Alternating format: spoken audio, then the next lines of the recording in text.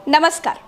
पैगंबर मोहम्मद के समय 600 खजूर के पेड़ों का एक बाग लगाया गया था, जिसमें होने वाली आमदनी से मदीना के गरीब लोगों की मदद की जाती थी। दुनिया में वक्फ का इतिहास पैगंबर हजरत मोहम्मद के ज़माने से शुरू हुआ है दोस्तों। पैगंबर मोहम्मद ने कहा था, अपनी जायदाद को इस तरह से खैरात पे दो कि ना वो बेची जा सके, ना ही किसी को दिया जा सके और ना उसमें विरासत जारी हो, बल्कि उसका मुनाफा लोगों को मिला करे। माना जाता है कि इस दुनिया में पहली बार सहाबा हजरत उमर ने अपनी कीमती ज़मीन वक्फ को दी थी। उस समय पैगंबर ने यह तय कर दिया था कि यह ज़मीन कभी बेची ना जाए, न किसी को दिया जाए, बल्कि इससे होने वाली आमदनी को गरीबों में बांटने और गुलामों को आज़ाद कराने के लिए ही इस्तेमाल किया जाए। वक्फ बिल के जरिए टारगेट पर हैं मुसलमान। आखिरकार इस नए कानून में होगा क्या? देश की धाकड़ पत्रकार और हमारी पर्सनल फेवरेट प्रज्ञा मिश्रा जी के जरिए आसान भाषा में समझते हैं। और अगर आप मुझसे पूछेंगे कि मैडम आप बताइए आसान भाषा में है क्या, तो मैं ये कहूंगी कि अल्लाह के नाम की जमीन को काले कारोबार में ये बुज़दिल लगाए दे रहे हैं। वक्फ की जमीनों पर सबसे ज्यादा कब्जा सरकार ही किए बैठी है, जिसके हम सख्त खिलाफ थे, हैं और रहेंगे। नमस्ते जी, सत श्री अकाल, अस्सलामु अलैकुम। मैं निधि शर्मा इंडिया से, और हमारा तो यही मानना था कि अल्लाह के नाम की ज़मीन है, अल्लाह के काम में लग जानी चाहिए, चाहे उस पर कोई यतीम खाना खुले या मस्जिद खुले या मदरसा खुले या दरगाह बने। पर बड़े उद्योगपतियों के जरिए सरकार हेल्प कर देती है ना उनकी इस हड़पने के कार्यक्रम में, क्योंकि क्या है, सबको पैसे कमाने हैं और पैसे कमाकर एक तरफ रख लेने हैं। गरीब अमीर का अंतर बढ़ता रहे, सरकार को कोई तकलीफ नहीं। तकलीफ हो जाती है अगर कोई अल्लाह के नाम पर काम कर दे। कोई कम पॉलिटिकल पावर वाला इंसान अगर गिरोह में से बच्चे को निकालना चाह रहा है, आपको पता है ना।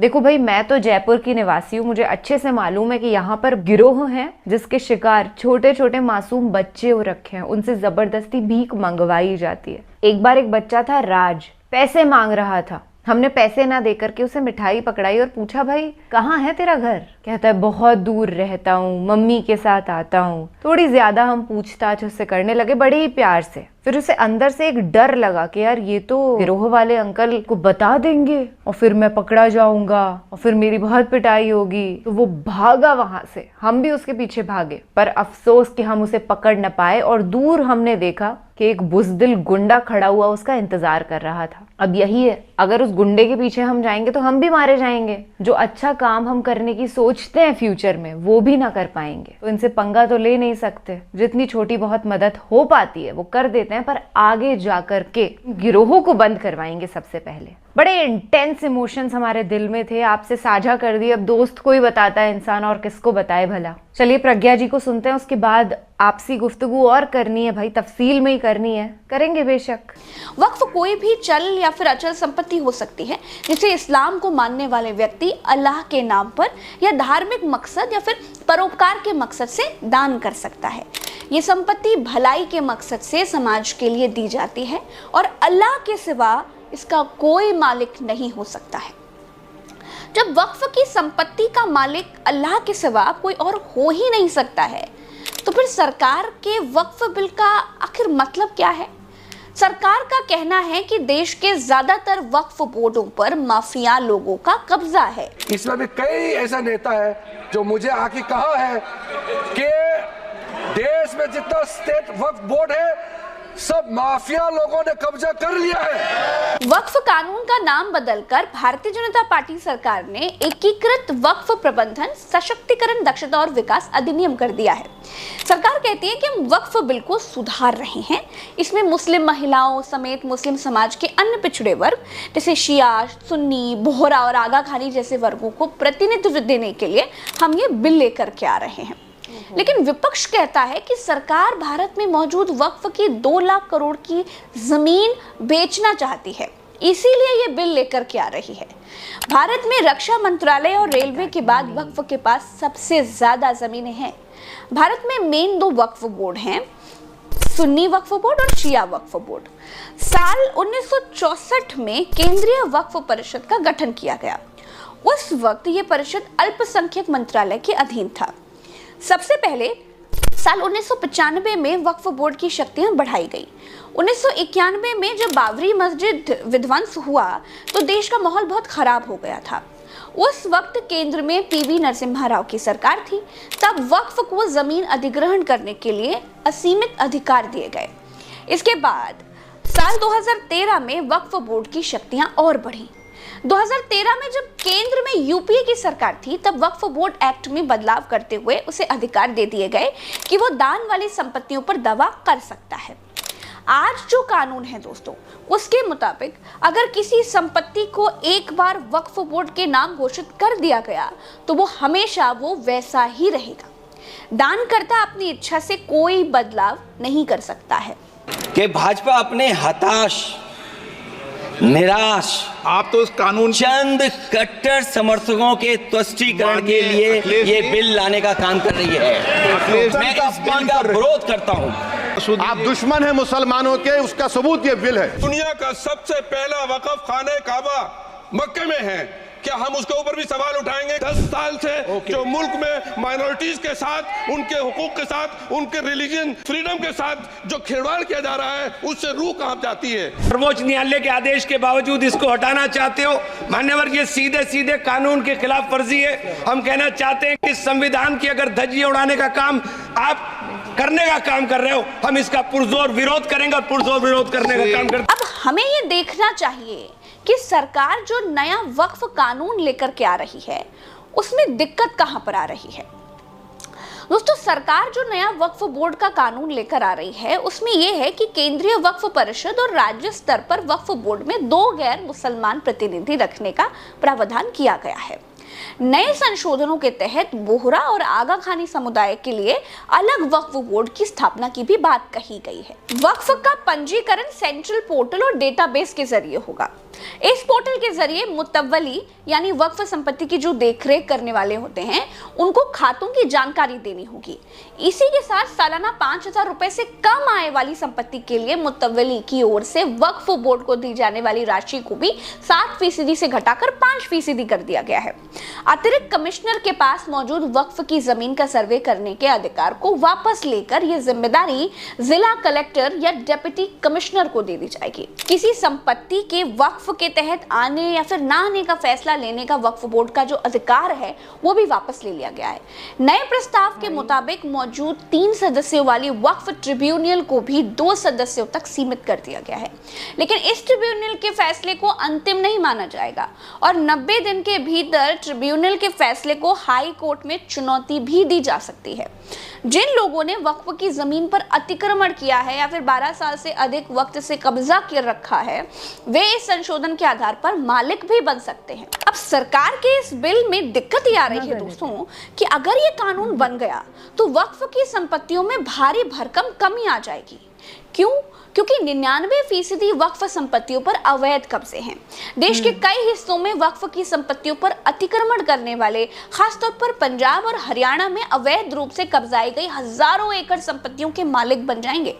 मुकेश अंबानी साहब ने जिस जमीन पर अपना घर एंटालिया जो बनाया है ना, वो भी वक्फ की जमीन है और उनका भी उस जमीन पर 12 साल से ज्यादा का कब्जा है, जिसका केस अदालत में था। अब वो जमीन भी ऑटोमेटिकली उनकी हो जाएगी। इस बदलाव में रियल एस्टेट उद्योग और यहाँ तक कि ऐसी जमीनों पर कब्जा करने वाले बहुत से बड़े कारोबारियों को भी फायदा होगा। ऐसा लगता है दोस्तों कि इन संशोधनों के पीछे एकमात्र मकसद ही यही है। सरकार के इस बिल का फायदा ये है कि वक्फ बोर्ड में भ्रष्टाचार पर थोड़ी लगाम जरूर लगेगी, लेकिन जब जमीनें ही नहीं होंगी तो भ्रष्टाचार कहाँ होगा, ये भी एक बात है। खैर, अब दूसरी बात यह है दोस्तों कि विपक्ष जो आरोप लगा रहा है कि इस बिल की आड़ में वक्फ की जमीनें बेचने का इंतजाम किया जा रहा है, उसमें भी दम हो सकता है, क्योंकि देश में मौजूदा शत्रु संपत्ति यानी जिन संपत्तियों के मालिक पाकिस्तान चले गए थे उन संपत्तियों को गृह मंत्रालय धड़ल्ले से बेच रहा है। अब तक ये संपत्तियां लीज पर दी जाती थी, किराए पर, समझे ना, लेकिन अब वो बिक रही हैं। ये देखिए, ये शत्रु संपत्ति बेचने का विज्ञापन और ये शत्रु संपत्ति की रेट लिस्ट है। बोली लगाइए और जमीन लेकर जाइए। सैकड़ों शत्रु संपत्तियों की नीलामी हो चुकी है।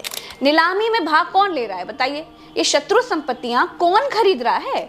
गरीब आदमी तो खरीद नहीं रहा है, या फिर पिछड़े दलित मुसलमान तो खरीद नहीं पा रहे हैं। जमीन की सच्चाई ये है कि तहसीलों के नायब, तहसीलदार, लेखपाल अपने धन्ना सेठ क्लाइंटों को सरकारी जमीन दिखा रहे हैं और बिचवा रहे हैं और कमीशन खा रहे हैं। कहने को नीलामी ऑनलाइन है, लेकिन ये भीतर की बातें आपको कहीं और नहीं मिलेगी। दरअसल दोस्तों, मसला ये है कि सरकार कंपनियां बेचने से कहीं आगे बढ़ चुकी है। उत्तर प्रदेश में भी अभी नाजोल की जमीन वाला विधेयक लाया गया, लेकिन बीजेपी के अपने लोगों ने विरोध करके विधेयक गिरा दिया। दोस्तों, सरकार को इस समय ना पैसा चाहिए, मनी मनी। टॉप 3 इकोनॉमी में पहुंचना है भाई, वो कैसे पहुंचेंगे? जमीनें बेचकर पहुंच सकते हैं। खैर दोस्तों, क्रोनोलॉजी समझेंगे तो फिर आपको समझ में आएगा कि सरकार जब से आई है तब से मुस्लिम समाज की बुराइयों को दूर करने के नाम पर मसीहा बनने की कोशिश बड़ा कर रही है। चाहे वो सीए हो, चाहे वो एनआरसी हो, चाहे 3 तलाक हो, और अब वक्फ बिल। दरअसल इसे चौराहे की चर्चा के मुताबिक चूड़ी टाइट करना कहते हैं। मुस्लिमों की चूड़ी टाइट होगी ना तो बीजेपी का हिंदू वोटर भी खुश हो जाएगा, और ये सब बीजेपी के हिंदू वोटरों के मनोरंजन के लिए हो रहा है, ऐसा कहा जा रहा है। वक्फ बोर्ड की तरह ही हिंदू श्राइन बोर्ड भी है। एक नहीं, तमाम श्राइन बोर्ड हैं हिंदू धर्म में। तमाम मंदिरों के पास अरबों की दौलत है। वैष्णो देवी श्राइन बोर्ड है, पूर्णागिरी श्राइन बोर्ड है, तिरुपति बालाजी का श्राइन बोर्ड है, पद्मनाभम जैसी बीसीओ श्राइन बोर्ड हैं जो मंदिर के नाम पर पैरेलल सरकारें चलाते हैं। क्या उनको सरकारी सिस्टम में लाकर रेगुलेट करने की हिम्मत है सरकार की? नो, सरकार बहुमत में नहीं है, लेकिन सरकार को समर्थन करने वाली नीतीश और नायडू की पार्टियों में रीढ़ की हड्डी ही नहीं है। इसीलिए वक्फ कानून बिल बन जाएगा ही, और वक्फ की संपत्तियां जो अब तक बची हुई थी वो शायद अब नहीं बचेंगी। विपक्ष के मुताबिक विकास की राह में सबको कुर्बान होना पड़ेगा। इस वीडियो में इतना ही। आशा करती हूँ कि आपको सब कुछ आसान भाषा में समझ में आ गया होगा। मुझे दीजिए इजाजत। राम राम वसलाम। जय हिंद। जय हिंद। ये तो बड़ा ही दिल तोड़ देने वाला है यार। गुस्ताखी की भी कोई हद होती है। अचंभा नहीं होता ये सुनकर के कि एंटीलिया तक वक्फ की प्रॉपर्टी पर बनाया गया है अवैध कब्जा करके। और देखिएगा आप, कोई टस से मस नहीं कर सकेगा, हिला नहीं सकेगा मुकेश अंबानी को। वो बैठा है वहां पे, बैठा रहेगा, क्योंकि यही लोग तो सरकार चला रहे हैं। प्रधानमंत्री मोदी जी तो बस एक चेहरा है, सरकार चलाने के पीछे दिमाग किसी और का है, अडानी अंबानी का है, बड़े खरबपतियों का है। I am so shocked to the core कि कोई बात ही नहीं निकल रही है यार, कि सचमुच ऐसा हो सकता है भारत देश में ये सब हो रहा है। पहले लीज पर दी जा रही थी, किराया लिया जा रहा था, और अब बेच दिया जाएगा। वक्फ की प्रॉपर्टीज खत्म, दी एंड, कुछ बचा ही नहीं। यार इनका ईमान, इनकी आत्मा अग्री कैसे कर देती है कि ऐसे छिछले काम कर देंगे। जितनी वक्फ की प्रॉपर्टीज हैं ना इंडिया के अंदर, अगर उन्हें इस्तेमाल किया जाता ना माइनॉरिटी के, पिछड़े दलितों के उत्थान में, तो आज भारत देश के नागरिक इतने गरीब ना होते। कोई खाए प्लैटिनम की, सोने चांदियों की चम्मच से, और किसी के मुंह में एक निवाला तक ना पहुंचे। संविधान की हत्या करने पर उतर आए हैं यार हम तो। इसीलिए रिटेलिएट कर रहे थे कि ये मोदी सरकार गलती से भी वापस आ ना जाए। बीजेपी तो नहीं आई, एनडीए आई, पर अब हरामखोरियों में कोई कमी थोड़ी छूटी जाएगी। I really don't have anything to say right now, man. बस यही सोच रखती हूँ कि आप जितना इसके अगेंस्ट कुछ कर सकते हैं करिए, नहीं कर सकते हैं दुआ करिए, और यही कोशिश करिए कि खुद का घर जब अच्छे से चलने लगे तो समाज के लिए भी हम कुछ करें। वो भूखे बच्चे जो मेन रोड पर बैठे रहते हैं ना खाना मांगते हुए, उनकी ना केवल खाने की व्यवस्था हम कर सके बल्कि तालीम भी उनको दे सकें। एक बेसिक एजुकेशन होगी तो वो लोग अपलिफ्ट हो जाएंगे, वो कहीं पे भी नौकरी कर पाएंगे, व्यापार कर पाएंगे, और पॉलिटिकली भी वो होंगे सशक्त। ख्याल रखिएगा अपना और अपने सभी घर वालों का। खुश रहिएगा, ऐसे सच का साथ देते रहिएगा। सत्यमेव जयते। जय हिंद।